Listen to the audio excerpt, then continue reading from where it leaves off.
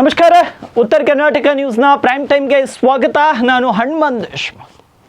ವೀಕ್ಷಕರೇ, ಕಳೆದ 3-4 ದಿನಗಳಿಂದ ಬೀದರ್ನಲ್ಲಿ ಅತಿ ಚರ್ಚೆಗೆ ಗ್ರಾಸವಾಗಿರುವಂತಹ ಸುದ್ದಿ ಏನಂದರೆ ಅಡ್ಜಸ್ಟ್ಮೆಂಟ್ ಪಾಲಿಟಿಕ್ಸ್. ಹೌದು, ಈ ರಾಜಕೀಯ ಪಕ್ಷಗಳು ಒಬ್ಬರ ಮೇಲೆ ಒಬ್ಬರು ಕಿರುಚಾಟವನ್ನು ಕೆಸರೆ ಚಾಟವನ್ನು ಮಾಡ್ತಾ ಇದ್ರು. ಇವತ್ತಿಗೆ ಆ ಒಂದು ಸುದ್ದಿಯಲ್ಲಿ ಕನ್ಕ್ಲೂಷನ್ ಬಂದ ಹಾಗೆ ಕಾಣಿಸ್ತಾ ಇದೆ. ಕಳೆದ 2-3 ದಿನಗಳ ಹಿಂದೆ ಬೀದರ್ನಲ್ಲಿ ಕಾಂಗ್ರೆಸ್ನ ಒಂದಿಷ್ಟು ನಾಯಕರು, ಅದರಲ್ಲಿ ವಿಶೇಷವಾಗಿ ಮಾಜಿ ಸಚಿವ ರಾಜಶೇಖರ್ ಪಾಟೀಲ್ ಇರ್ಬೋದು, ಮಾಜಿ ಪರಿಷತ್ ಸದಸ್ಯ ಅರವಿಂದ್ ಅರಳಿ, ಹಾಲಿ ಪರಿಷತ್ ಸದಸ್ಯರಾದ ಭೀಮರಾವ್ ಪಾಟೀಲ್, ಚಂದ್ರಶೇಖರ್ ಪಾಟೀಲ್, ಹೀಗೆ ಘಟಾನುಘಟಿ ಕಾಂಗ್ರೆಸ್ ಮುಖಂಡರು ಆ ಪಕ್ಷದೊಳಗಿನ ಕೆಲವೊಂದು ಭಿನ್ನಮತಗಳ ವಿಷಯದ ಕುರಿತು ಚರ್ಚೆ ಮಾಡುವಂತಹ ಸಂದರ್ಭದಲ್ಲಿ ಮಾಧ್ಯಮಗಳ ಮುಂದೆ ಮಾಜಿ ಸಚಿವರಾಗಿರುವಂಥ ರಾಜಶೇಖರ್ ಪಾಟೀಲ್ ಅವರು ಒಂದಿಷ್ಟು ಸ್ಫೋಟಕ ಹೇಳಿಕೆಗಳನ್ನು ನೀಡಿದರು. ಆ ಸ್ಫೋಟಕ ಹೇಳಿಕೆಗಳು ಇಡೀ ಜಿಲ್ಲೆಯಲ್ಲಿ ಅಲ್ಲದೆ ಇಡೀ ರಾಜ್ಯದಲ್ಲಿ ಚರ್ಚೆಗೆ ಗ್ರಾಸವಾಗಿದ್ವು. ಹಾಗಿದ್ರೆ ರಾಜಶೇಖರ್ ಪಾಟೀಲ್ ಅವರು ಅವತ್ತು ಹೇಳಿದ್ದೇನು ಅಂತ ಒಂದು ಸಲ ಕ್ವಿಕ್ ಆಗಿ ನೋಡ್ಕೊಂಡು ಬನ್ನಿ. ನಾನು ಸ್ವತಃ ಈಶ್ವರ್ ಖಂಡ್ರೆ ನಾನು ಜೊತೆಲೇ ಇದ್ದೀವಿ. ಡಿ ಕೆ ಶಿವಕುಮಾರ್ ಸಾಹೇಬ್ರ ಹತ್ರ ಹೋಗಿದ್ದೆವು, ಸಿದ್ದರಾಮಯ್ಯ ಸಾಹೇಬ್ರ ಹತ್ರ ಹೋಗಿದ್ದೆವು. ಎಲ್ಲ ಹತ್ರ ನಿಜ ಹೇಳಿದ್ ನಿಜ. ನಮಗೆ ಅವರಾದ ಪ್ರಭು ಚವ್ಹಾಣ್, ಬೀದರ್ ಸೌದಗಿ ಇವರು ನಮಗ ಪಾರ್ಲಿಮೆಂಟ್ ಚುನಾವಣೆಯಲ್ಲಿ ಸಹಾಯ ಮಾಡಿದಾರ ಅಂತ ಹೇಳಿದ್ದು 100% 1000% ಸತ್ಯ ಮಾತು. ಅದರಲ್ಲೇ ನೇರಳೆ ಅಲ್ಲಿ ನಮ್ಮ ಕಾರ್ಯಕರ್ತರು ಏನ್ ಮಾಡಿದ್ರು ಅಂತ ಇದು ಒಂದು ಯಜ್ಞ ಆದಂತ ಪ್ರಶ್ನೆ. ಇವತ್ತು ಕಾರ್ಯಕರ್ತರು ಪಾಪ ಅಲ್ಲಿ ಮಾಡಿದ್ದಾರೆ. ಇವತ್ತು ಎಲ್ಲ ಕಡೆ ಲೀಡ್ಸ್ ಆಯ್ತು ಸರ್, ಇವತ್ತೆಲ್ಲ ಮಾಡಬೇಕಾಯ್ತು. 2019 ನಮ್ಮ ಸ್ನೇಹಿತರಂತ ಈಶ್ವರ್ ಖಂಡ್ರೆ ಅವರಿಗೆ ಚುನಾವಣೆ ನಿಂತಿರು. ಏನಾಯ್ತು? ನಾವು ಹುಮ್ನಾಬಾದ್ದಾಗೆ 2018 ನಾನು 30,000 28,000 ಗೆಲ್ತೀನಿ. ಅಲ್ಲಿ 30,000 ಲೀಡ್ ಹೋಗ್ತದೆ ಬಿಜೆಪಿ. ಸ್ವಲ್ಪ ನೀವು ಕ್ಯಾಲ್ಕುಲೇಷನ್ ಮಾಡಿ. ಸ್ವತಃ ಈಶ್ವರ್ ಖಂಡ್ರೆ ಅವ್ರ ಕ್ಯಾಂಡಿಡೇಟ್ ಇದ್ದಾಗ 25,000 ಲೀಡು ಭಾರತೀಯ ಜನತಾ ಪಕ್ಷ ಇದೇ ಬಾಲ್ಕಿಲಿಂದ ಹೋಗಿದ್ದನ್ನೆಲ್ಲ ಸ್ಟೆಟಿಸ್ಟಿಕ್ಸ್ ತೆಗೆದು ನೋಡಿರ್ಬೇಕಾದ್ರೆ 2019 ಚುನಾವಣೆ. ಎಸ್, ಕೇಳಿದ್ರಲ್ಲ, ಮಾಜಿ ಸಚಿವ ರಾಜಶೇಖರ್ ಪಾಟೀಲ್ ಅವರು ಹೇಳಿರುವಂತ ಒಂದು ಸ್ಫೋಟಕ ಹೇಳಿಕೆ. ಈ ಸುದ್ದಿ ಹೊರಬಂದಾಗಿನಿಂದ ರಾಜಕೀಯ ವಲಯದಲ್ಲಿ ಎಲ್ಲೆಡೆ ಚರ್ಚೆನೇ ಶುರುವಾಗಿತ್ತು. ನಿಜಕ್ಕೂ ಅಡ್ಜಸ್ಟ್ಮೆಂಟ್ ಆಗಿತ್ತಾ? ಇವರ ಹೇಳಿಕೆಯ ನಂತರ ಒಂದಿಷ್ಟು ಫೋಟೋಗಳು, ಒಂದಿಷ್ಟು ಜನರ ಫೋಟೋಗಳನ್ನು ಎಡಿಟ್ ಮಾಡಿ ಇವರ ಸಮಯದಲ್ಲಿ ಇವ್ರ ಅಡ್ಜಸ್ಟ್ಮೆಂಟು, ಇವ್ರ ಸಮಯದಲ್ಲಿ ಇವ್ರ ಅಡ್ಜಸ್ಟ್ಮೆಂಟು ಅನ್ನೋ ಒಂದು ಕೆಲವೊಂದಿಷ್ಟು ಫೋಟೋಗಳು ಕೂಡ ವೈರಲ್ ಆಗಿತ್ತು. ಆದರೆ ಯಾರ ಮೇಲೆ ಮತ್ತು ಯಾರ ಪರ ರಾಜಶೇಖರ್ ಪಾಟೀಲ್ ಅವರು ಮಾತನಾಡಿದ್ರು, ಇವತ್ತು ಖುದ್ದಾಗಿ ಅವರುಗಳೇ ಮಾಧ್ಯಮಗಳ ಮುಂದೆ ತಮ್ಮ ಹೇಳಿಕೆಯನ್ನ, ತಮ್ಮ ಪ್ರತಿಕ್ರಿಯೆಯನ್ನ, ತಮ್ಮ ಮಾತನ್ನ ಜನರ ಮುಂದೆ ಇಡುವಂತಹ ಪ್ರಯತ್ನವನ್ನ ಮಾಡಿದ್ದಾರೆ. ಅವರು ಅಲ್ಲಿ ಉಲ್ಲೇಖ ಮಾಡಿರುವುದು ಬೀದರ್ ದಕ್ಷಿಣ ಕ್ಷೇತ್ರದ ಬಗ್ಗೆ ಮತ್ತು ಔರಾದ್ ಮತಕ್ಷೇತ್ರದ ಬಗ್ಗೆ. ಹಾಗಾಗಿ ಇವತ್ತು ನಾವು ಬಿಜೆಪಿ ನಾಯಕರು ನಡೆಸಿರುವಂತಹ ಪತ್ರಿಕಾಗೋಷ್ಠಿಯಲ್ಲಿ ಯಾರ ಬಗ್ಗೆ ರಾಜಶೇಖರ್ ಪಾಟೀಲ್ ಆರೋಪಗಳನ್ನ ಮಾಡಿದ್ರು, ಅವರೇ ಖುದ್ದಾಗಿ ಇವತ್ತು ನಮ್ಮ ವಾಹಿನಿಗೆ ಅವರು ತಮ್ಮ ಮಾಹಿತಿಯನ್ನು ನೀಡಿರುವಂಥದ್ದು. ಹಾಗಿದ್ರೆ ಪ್ರಭು ಚವ್ಹಾಣ್ ಅವರು ಮತ್ತೆ ಶೈಲೇಂದ್ರ ಬೆಲ್ದಾಳೆ ಅವರು, ಬೀದರ್ ದಕ್ಷಿಣ ಕ್ಷೇತ್ರದ ಶಾಸಕರು ಮತ್ತು ಔರಾದ್ ಶಾಸಕರು ಏನು ಹೇಳಿದ್ದಾರೆ ಒಂದ್ಸಲ ಕ್ವಿಕ್ ಆಗಿ ನೋಡ್ಕೊಂಡು ಬನ್ನಿ. ನಾವು 15 ವರ್ಷ ಖಾಲಿ ಚಕ್ರ ಕಟ್ಕೊಂಡು ಓಡಾಡಿದ್ರೆ ನಾನು 50,000 ದಾಟಿಲ್ಲ. ಇವರು ಕಾಂಗ್ರೆಸ್ ಅಭ್ಯರ್ಥಿ ಒಂದು ಹಣದ ಹೊಳೆ ಹರಿಸರ ಅಂದ್ರೂ ಕೂಡ ನನ್ಕಿನ ಜಾಸ್ತಿ ಮತ ನಮ್ಮ ಗೌರವಾನ್ವಿತ ಸದಸ್ಯರಾದ ಮಾಜಿ ಮಂತ್ರಿ ಭಗವಂತ ಖೂಬಾರಿ, ನಮ್ಮ ಕಾರ್ಯಕರ್ತರು ನಾವೆಲ್ಲ ಕೂಡಿಸಿದೆವು. ಅದು ಹಗಲು ರಾತ್ರಿ ಓಡಾಡಿ. ಅದಕ್ಕೆ ನಮ್ಮ ರಾಜಶೇಖರ್ ಪಾಟೀಲ್ ಅವ್ರಿಗೆ ಇಷ್ಟೇ ಆಗ್ರಹ ಮಾಡ್ತೀವಿ, ಅವರು ಬೇಸರ ಕ್ಷಮೆ ಕೋರಬೇಕು. ಹಂಗೇನ್ರ ಡೌಟ್ ಇದ್ರು ಅವರು ಈಶ್ವರ್ ಖಂಡ್ರೆ ಅವ್ರಿಗೆ ಕೇಳ್ಕೊಳ್ಳಿ, ಅವ್ರ ಬಲ್ಲಿ ಕ್ಲಾರಿಫೈ ಕೊಡಿ. ಈಶ್ವರ್ ಖಂಡ್ರೆ ಮತ್ತೆ ಕ್ಲಾರಿಫೈ ಕೊಟ್ರೆ ಮತ್ತೆ ನಾವು ಪ್ರೆಸ್ ಮೀಟ್ ಮಾಡ್ತೇವೆ. ಅದಕ್ಕೆ ಸತ್ಯ ದೂರ ಆಗಿದ್ದು ಮಾತಿದೆ. ಎಲ್ಲ ನಮ್ಮ ಕಾರ್ಯಕರ್ತರು ಇಡೀ ಜಿಲ್ಲೆಯಲ್ಲಿ ಎಲ್ಲ ಶಾಖರ ಕೆಲಸ ಮಾಡಿದಕ್ಕೆ 5,40,000 ಮತ ನಮ್ಮ ಗೌರವಾನ್ವಿತ ಲೋಕಸಭಾ ಸದಸ್ಯರಿಗೆ ಸಿಕ್ಕಿದೆ. ಹಗಲು ರಾತ್ರಿ ದುಡಿದಿದ್ದಕ್ಕೆ ಅಂತ ಹೇಳಕ್ ಇಚ್ಛಪಡ್ತೀನಿ. ಮತ್ತೆ ಅವ್ರು ನಮ್ಮ ಬಿಜೆಪಿದವ್ರ ಮನ್ಯಾಗ ಬೆಂಕಿ ಹಚ್ಚಲಕ್ ರಾಜಶೇಖರ್ ಪಾಟೀಲ್ ನಡೆದಾರ, ಅವ್ರದ್ದು ತಾಟದಾಗೆ ಹೆಗಣ್ ಬಿದ್ದದ, ನಮ್ ಇಲ್ಲಿ ಹುಡುಕ್ಲಕ್ ಹೋಗ್ಬೇಡ್ರಿ ಅಂತ ಹೇಳಕ್ ಇಚ್ಛಪಡ್ತೀನಿ. ನಾನು ಮಾಜಿ ಶಾಸಕರು, 5 ಬಾರ್ ಶಾಸಕರು, ಮಂತ್ರಿ 4 ಬಾರ್ ನಾನು ಮುಂಚೆ 1 ಬಾರ್ ಆಗಿದ್ದಾರೆ. ಹಾಗಾಗಿ ಅವರು ರಾಜನೇತ ಅವ, ಬೆಂಕಿ ನೇತ ಅವ, ಅರ್ಥ ಆಗ್ತಾ ಇಲ್ಲ. ಆಮೇಲೆ ಒಂದು ತಮ್ಮದೇ ಮಾತು ಕೇಳ್ತೀನಿ. ಪಾರ್ಲಿಮೆಂಟ್ ಚುನಾವಾಗಿದೆ 2024. ಯಾವಾಗಿದೆ? 2024 ಆಗಿದೆ. ಅವರಿಬ್ರು ಸೇರಿ ಯಾರು ಹೋಗಿದ್ದಾರೆ? ಚುನಾವ್ ಆದ್ಮೇಲೆ ಹೋಗಿದ್ದಾರೆ. ಅವ್ರು ಹೇಳ್ತಾ ಇದ್ದಾರೆ, ನಾನು ಚುನಾವ್ ಆದ್ಮೇಲೆ ಸಿಎಂಗೆ ಡೆಪ್ಟಿ ಸಿಎಂಗೆ ಭೇಟಿಗೆ ಹೋಗಿದ್ದೀನಿ ಹೇಳ್ತಾರೆ. ಕರೆಕ್ಟು. ಅವರು ಸತ್ಯ ಹರಿಶ್ಚಂದ್ರ ಇದ್ರೆ ಸೆಕೆಂಡ್ ಡೇ ಪ್ರೆಸ್ ಮಾಡಬೇಕಿತ್ತು, ಸೆಕೆಂಡ್ ಡೇ ಪ್ರೆಸ್ ಮಾಡಬೇಕಿತ್ತು. ನಾವು ಸತ್ಯ ಹರಿಶ್ಚಂದ್ರ ಇದ್ದೀನಿ, ಈಶ್ವರ್ ಖಂಡ್ರೆ ಹಿಂಗೆ ಹೇಳ್ಯಾರ ಹೇಳ್ಬೇಕಿತ್ತು. 1 ವರ್ಷ ಯಾಕೆ ತಾವು ವೇಟ್ ಮಾಡಿರಿ? 1 ವರ್ಷ ಜಾಸ್ತಿ ಆಯ್ತು. ಮೇನಲ್ಲಿ ಚುನಾವ ಆಯ್ತು, ಇದು ಜೂನ್ ಜುಲೈ ಇದೆ. ಯಾಕೆ ವೇಟ್ ಮಾಡಿದ್ರಿ? ಏನ್ ಧಾರ್ಮಿಕ ಕಾಲ ಅವ? ತಾವು ಸತ್ಯ ಹರಿಶ್ಚಂದ್ರ ಮನುಷ್ಯ, ಸತ್ಯ ಹೇಳ್ತೀರಿ, 100ಕ್ಕೆ 100, 1000 second day Bengaluru press club ಹೋಗ್ಬೇಕಿತ್ತು, ಇದು ಪ್ರಶ್ನೆ ಮಾಡಬೇಕಿತ್ತು. 1 ವರ್ಷ 1.5 ವರ್ಷ ಯಾಕೆ ವೇಟ್ ಮಾಡಿದಿರಿ? ನಮ್ ಕ್ವಶನ್ ಇದೆ ರಾಜಶೇಖರ್ ಪಾಟೀಲ್ಗೆ, ಯಾಕೆ ವೇಟ್ ಮಾಡಿದಿರಿ? ತಾವು ಹೇಳ್ಬೇಕಿತ್ತು. ತಾವು ಬಹಿರಂಗವಾಗಿ ತಮ್ಮ ಮನೆಗೆ ಬೆಂಕಿ, ಬೇರೆ ಮನೆಗೆ ಬೆಂಕಿ ಹತ್ತಾ ಇದ್ದೀರಿ. ಯಾವ ನ್ಯಾಯ? ತಾವು ಸರಿಪಡಿಸ್ರಿ. 1 ವರ್ಷ ಯಾಕೆ ವೇಟ್ ಮಾಡಿದ್ರಿ? ಅಥವಾ ನಮ್ಮವ್ರ ತಮ್ಮ ಹೇಳ್ಯಾರ ಹಿಂಗೆ ಹೇಳಕ್ಕ? ಯಾವ ಹೇಳ್ಯಾರ ತಮ್ಗೆ? ಅದಕ್ಕಾಗಿ ಈ ಬಗ್ಗೆ ನಾನು ಪೂರ್ತಿ ಖಂಡನೆ ಮಾಡ್ತೀನಿ. ಅವೇನಾಗಿದೆ, ರಾಜಶೇಖರ್ ಪಾಟೀಲು ಈ 2023 ಚುನಾವಣೆ ಹಿನ್ನಡೆ ಆಗಿದೆ, ಸೋಲಾಗಿದೆ. ಅವ್ರಿಗೆ ಕೆಲಸ ಇಲ್ಲ. ಸಿರ್ಫ್ ಹಿಂಗೆ ಮಾತಾಡಬೇಕು, ಬೆಂಕಿ ಹಾಕಬೇಕು, ಜಗಳ ಮಾಡಬೇಕು, ನಾಳೆ ಅವ್ರ ಪ್ರಶ್ನೆ ಮಾಡಬೇಕು.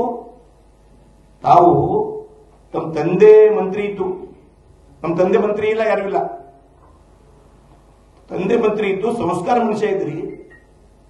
ತಮ್ಮಿನಾಗ ತಾವು ಒಳ ಮನೆ ಮಾಡ್ಕೊಡ್ರಿ, ಬೇರೆ ಮನೆಗೆ ಹಾಕಿ ಬೆಂಚ್ ಹಾಕ್ತಾ ಇದ್ರಿ. ಆಮೇಲೆ 1 ವರ್ಷ ಆದ್ಮೇಲೆ ನಮ್ಮ ಪಾರ್ಟಿನಲ್ಲಿ ಚಿಂತನ್ ಮಂಥನ್ ಬೆಟ್ಟಕ್ಕಾಗಿದೆ. ನಾವು ಇದ್ದಿಲ್ಲ, ರಾಜ್ಯಕ್ಕೆ ದೇಶಕ್ಕೆ ಗೊತ್ತಿದೆ. ತಾವ್ಯಾಕೆ ಹೇಳ್ತೀರಿ? ನಮ್ಗೆ ಆರಾಮ್ ಇದ್ದಿಲ್ಲ, ನಾವು ಅಡ್ಮಿಟ್ ಇದ್ದೀನಿ, ಎಂಜಿಯೋಗ್ರಫಿ ಆಯ್ತು, ಎಲ್ಲರೂ ಗೊತ್ತಿದೆ. ನಮ್ಮ ರಾಧಾಕೃಷ್ಣ ಹೇಳ್ಯಾರ, ರಾಧಾಮೋಹನ್ ಸಿಂಗ್ ನಮ್ಮ ಅಗ್ರವಾಲ್ ಇನ್ಚಾರ್ಜ್ ಅವರೇ ಹೇಳ್ಯಾರ. ಆದ್ರೆ ಕೂಡ ನಾವು ಅವ್ರ ಬಗ್ಗೆ ನಾವು ಹಿಂದಿ ಇಲ್ಲ. ಬಟ್ ಈ ತರ ಮಾತಾಡಬೇಕು.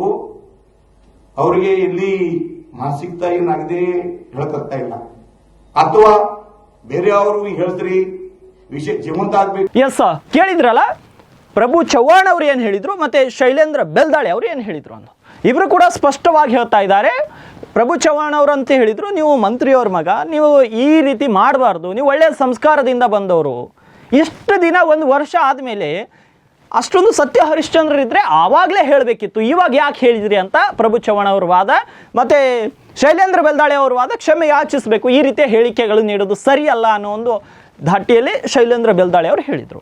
ಆದರೆ ಆರೋಪ ಪ್ರತ್ಯಾರೋಪಗಳನ್ನು ಆಲಿಸಿದ ನಂತರ ನಾವು ಕೂಡ ಒಂದಷ್ಟು ಡಾಟಾವನ್ನು ಅನಾಲಿಸಿಸ್ ಮಾಡೋಣ. ಏನು ಆಗಿತ್ತು, ಯಾವ ಕ್ಷೇತ್ರದಲ್ಲಿ ಸಾಗರ್ ಖಂಡ್ರೆಗೆ ಎಷ್ಟು ಓಟ್ ಬಿದ್ದಿದ್ದು, ಭಗವಂತ ಖೋಬ್ ಅವರು ಪಡೆದಂಥ ಓಟ್ಗಳು ಎಷ್ಟು. ಒಂದ್ಸಲ ಕ್ವಿಕ್ಕಾಗಿ ನೋಡೋದಾದರೆ, ಔರಾದ್ ಮತಕ್ಷೇತ್ರದಲ್ಲಿ ಶಾಸಕರ ಚುನಾವಣೆ ನಡೆದಾಗ, ಅಂದರೆ ವಿಧಾನಸಭಾ ಚುನಾವಣೆ ನಡೆದಾಗ ಭಾರತೀಯ ಜನತಾ ಪಕ್ಷಕ್ಕೆ 81,382 ಓಟ್ಗಳು ಬಿದ್ದಿದ್ರೆ, ಕಾಂಗ್ರೆಸ್ ಅಭ್ಯರ್ಥಿಗೆ 71,813 ಓಟ್ಗಳು ಬಿದ್ದಿದ್ವು. ಅದೇ ರೀತಿ ಪಾರ್ಲಿಮೆಂಟ್ ಎಲೆಕ್ಷನ್ನಲ್ಲಿ ಬಿಜೆಪಿಗೆ 65,701 ಮತ್ತು ಸಾಗರ್ ಖಂಡ್ರೆ ಅವರಿಗೆ 79,699 ಓಟ್ಗಳು ಬಿದ್ದಿರುವಂಥದ್ದು. ಅಂದರೆ ಇಲ್ಲಿ 81,000 ಬಿಜೆಪಿಗೆ ವಿಧಾನಸಭೆಯಲ್ಲಿ ಬಿದ್ದರೆ ಈ ಸಲ ಪಾರ್ಲಿಮೆಂಟಲ್ಲಿ ಕಡಿಮೆ ಆಗಿರುವಂಥದ್ದು. ಇನ್ನು ಎರಡನೇ ಕ್ಷೇತ್ರ ಬೀದರ್ ದಕ್ಷಿಣ ಕ್ಷೇತ್ರ. ಬೀದರ್ ದಕ್ಷಿಣ ಕ್ಷೇತ್ರಕ್ಕೆ ವಿಧಾನಸಭಾ ಚುನಾವಣೆಯಲ್ಲಿ ಬಿಜೆಪಿ ಅಭ್ಯರ್ಥಿಗೆ 49,872 ಓಟ್ಗಳು ಮತ್ತು ಕಾಂಗ್ರೆಸ್ ಅಭ್ಯರ್ಥಿ 48,609 ಓಟ್ಗಳು ಮತ್ತು JDS ಅಭ್ಯರ್ಥಿ ಬಂಡೆಪ್ಪ ಖಾಶೆಂಪುರಿ ಅವರಿಗೆ 31,374 ಓಟ್ಗಳು. ಅಂದರೆ ಪಾರ್ಲಿಮೆಂಟ್ ಎಲೆಕ್ಷನ್ನಲ್ಲಿ ಮತ್ತೆ 2 ಪಕ್ಷಗಳು ಮೈತ್ರಿ ಮಾಡಿದ್ದು, JDS ಮತ್ತು ಬಿಜೆಪಿ. ಒಟ್ಟಾರೆ ಸೇರಿಸೋದಾದರೆ 80,000 ಸರೌಂಡಿಂಗ್ ಆಗ್ತಾ ಇತ್ತು. ಆದರೆ ಬೀದರ್ ದಕ್ಷಿಣ ಮತಕ್ಷೇತ್ರದಲ್ಲಿ ಪಾರ್ಲಿಮೆಂಟ್ ಚುನಾವಣೆಯಲ್ಲಿ ಬಿಜೆಪಿ ಅಭ್ಯರ್ಥಿ ಪಡೆದಂಥ ಮತಗಳು 53,956 ಮತ್ತು ಕಾಂಗ್ರೆಸ್ ಅಭ್ಯರ್ಥಿ ಪಡೆದಂಥ ಮತಗಳು 90,776 ಮತಗಳು ಕಾಂಗ್ರೆಸ್ ಅಭ್ಯರ್ಥಿಯಲ್ಲಿ ಪಡೆದಿರುವಂಥದ್ದು. ಇನ್ನು ಮುಂದಿನ ಕ್ಷೇತ್ರದ ಕಡೆಗೆ ಹೋಗುವ. ಇನ್ನು ಮುಂದಿನ ಕ್ಷೇತ್ರ ಬಸವ ಕಲ್ಯಾಣ ವಿಧಾನಸಭಾ ಚುನಾವಣೆಯಲ್ಲಿ ಶರಣು ಸಲ್ಗಾರ್ ಪಡೆದಂಥ ಮತಗಳು 92,920, ವಿಜಯ್ ಧರ್ಮಸಿಂಗ್ ಪಡೆದಂಥದ್ದು 78,500 ಮತ್ತು JDS ಪಕ್ಷ ಪಡೆದಿದ್ದು ಬರೀ 1,500 ಓಟು. ಆದರೆ ಪಾರ್ಲಿಮೆಂಟ್ ಎಲೆಕ್ಷನ್ನಲ್ಲಿ ಭಗವಂತ್ ಖೋಬಾ ಪಡೆದಿದ್ದು 73,000 ಓಟ್ಗಳು, ಕಾಂಗ್ರೆಸ್ ಅಭ್ಯರ್ಥಿ ಸಾಗರ್ ಖಂಡ್ರೆ ಪಡೆದಿದ್ದು 82,618 ಓಟ್ಗಳು. ಅಂದರೆ BJP ಅಭ್ಯರ್ಥಿ ವಿಧಾನಸಭಾ ಚುನಾವಣೆಯಲ್ಲಿ 92,000 ಪಡೆದಿದ್ರು. ಇದರಲ್ಲಿ MP ಚುನಾವಣೆಯಲ್ಲಿ 73,000. ಇಲ್ಲಿ ಕಾಂಗ್ರೆಸ್ ಒಳ್ಳೆಯ ರೀತಿ ಪರ್ಫಾರ್ಮೆನ್ಸ್ ಅನ್ನು ತೋರಿಸಿತ್ತು ವಿಜಯ್ ಸಿಂಗ್ ಅವರ ನೇತೃತ್ವದಲ್ಲಿ. ಇನ್ನು ಮುಂದಿನ ಕ್ಷೇತ್ರ ಹುಮ್ನಾಬಾದ್ ಕ್ಷೇತ್ರದ ಬಗ್ಗೆ ನೋಡೋದಾದರೆ, ಹುಮ್ನಾಬಾದ್ ಕ್ಷೇತ್ರದಲ್ಲಿ BJP ಅಭ್ಯರ್ಥಿ ವಿಧಾನಸಭಾ ಚುನಾವಣೆಯಲ್ಲಿ 75,515 ಮತಗಳನ್ನ ಪಡೆದಿದ್ರು. ಕಾಂಗ್ರೆಸ್ ಅಭ್ಯರ್ಥಿ 73,921 ಮತಗಳು ಪಡೆದಿದ್ರು, ಅಂದರೆ ರಾಜಶೇಖರ್ ಪಾಟೀಲ್ ಅವರು. ಮತ್ತು JDSನ CM ಫೈಸ್ 25,900 ಮತಗಳು ಪಡೆದಿದ್ರು. ಮತ್ತು ಅಸೆಂಬ್ಲಿ ಚುನಾವಣೆಯಲ್ಲಿ ಅಂದರೆ ಅಸೆಂಬ್ಲಿ ಕ್ಷೇತ್ರವಾರು MP ಚುನಾವಣೆಯಲ್ಲಿ ನೋಡಿದರೆ ಭಗವಂತ್ ಖೋಬಾ 69,000 ಮತ್ತು ಸಾಗರ್ ಖಂಡ್ರೆ 96,000 ಮತಗಳನ್ನು ಪಡೆದಿದ್ರು. ಅಂದರೆ ಇಲ್ಲಿಯೂ ಕೂಡ ರಾಜಶೇಖರ್ ಪಾಟೀಲ್ ಅವರು ಒಳ್ಳೆಯ ರೀತಿ ಕೆಲಸ ಮಾಡಿದ್ದಕ್ಕೆ ಕಾಂಗ್ರೆಸ್ ಇಲ್ಲಿಯೂ ಕೂಡ ಲೀಡನ್ನು ತನ್ನದಾಗಿಸಿಕೊಂಡಿತ್ತು MP ಚುನಾವಣೆಯಲ್ಲಿ. ಇನ್ನು ಮುಂದಿನ ಕ್ಷೇತ್ರದ ಕಡೆ ಹೋಗೋದಾದರೆ, ಇನ್ನು ಬೀದರ್ ಕ್ಷೇತ್ರದ ಬಗ್ಗೆ ನಾವು ಮಾತನಾಡೋದಾದರೆ, ಬೀದರ್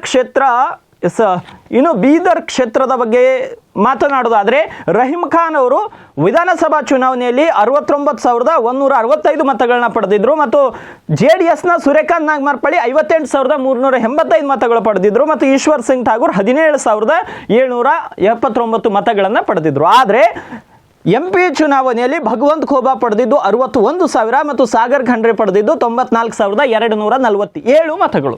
ಅಂದರೆ ಇಲ್ಲಿಯೂ ಕೂಡ ರಹೀಂ ಖಾನ್ ನೇತೃತ್ವದಲ್ಲಿ ಕಾಂಗ್ರೆಸ್ ಉತ್ತಮ ಪ್ರದರ್ಶನವನ್ನು ಕೊಟ್ಟಿತ್ತು. ಇದು ಅಲ್ಲದೆ ಇನ್ನು ಮುಂದಿನ ಕ್ಷೇತ್ರ ಭಾಲ್ಕಿಯ ಕಡೆ ಹೋಗೋಣ. ಭಾಲ್ಕಿಯಲ್ಲಿ ಸಾಗರ್ ಖಂಡ್ರೆ ಅವರ ತವರೂರು ಮತ್ತು ಈಶ್ವರ್ ಖಂಡ್ರೆ ಅವರು ಕಳೆದ 4 ಬಾರಿ ಅಲ್ಲೇ ಶಾಸಕರಾಗಿದ್ದಂಥವ್ರು.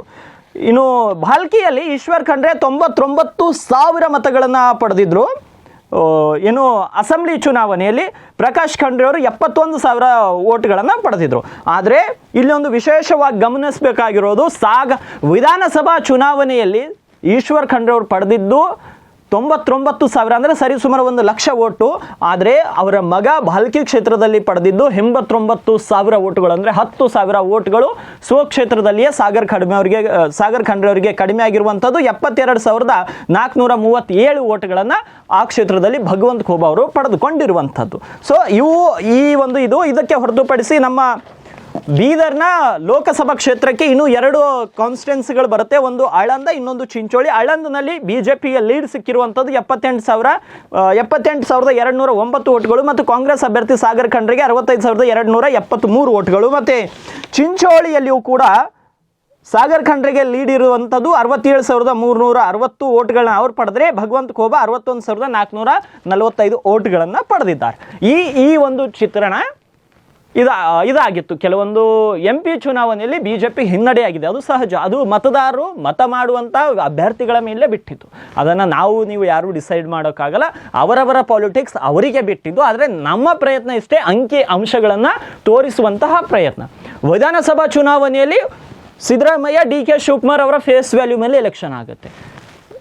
MP ಎಲೆಕ್ಷನ್ ಕೇಂದ್ರದ ನಾಯಕರ ಫೇಸ್ ವ್ಯಾಲ್ಯೂ ಮೇಲೆ ಎಲೆಕ್ಷನ್ ಆಗುತ್ತೆ. ಸೊ ಹಾಗಾಗಿ ಕೆಲವೊಂದು ಟೈಮಲ್ಲಿ ವೇರಿಯೇಷನ್ ಮ್ಯಾಟರ್ ಆಗುತ್ತೆ. ಕೆಲವೊಂದು ಸಲ ಗ್ಯಾರಂಟಿ ಯೋಜನೆಗಳಿದ್ವು ವಿಧಾನಸಭಾ ಚುನಾವಣೆಯಲ್ಲಿ, ಅದು ಕೂಡ ಮ್ಯಾಟರ್ ಆಗುತ್ತೆ. ಎಲ್ಲವೂ ಕೂಡ ಕೆಳಗೆ ಮೇಲೆ ಆಗುತ್ತೆ, ಅದರಲ್ಲಿ ಬೇರೆ ಮಾತು ಇಲ್ಲ. ಆದರೆ ಈ ಒಂದು ಡಾಟಾನ ಸಾಕಷ್ಟು ಜನರಿಗೆ ಗೊತ್ತೇ ಇರಲಿಲ್ಲ. ಅದನ್ನು ನಿಮ್ಮ ಮುಂದಿಡುವಂತಹ ಪ್ರಯತ್ನವನ್ನು ನಾವು ಮಾಡಿದ್ದೇವೆ.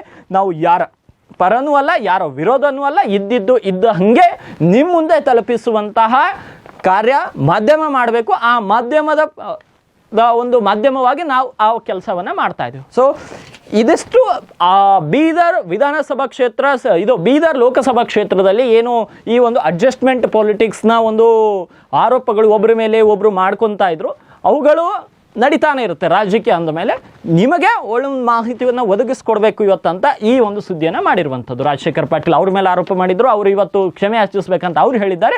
ಸೊ ಇದಕ್ಕೆ ಈ ಸುದ್ದಿಯನ್ನು ಇಲ್ಲಿಗೆ ಮುಗಿಸ್ತಾ ಇದ್ದೀನಿ. ಮತ್ತೆ ಮುಂದಿನ ಸುದ್ದಿ.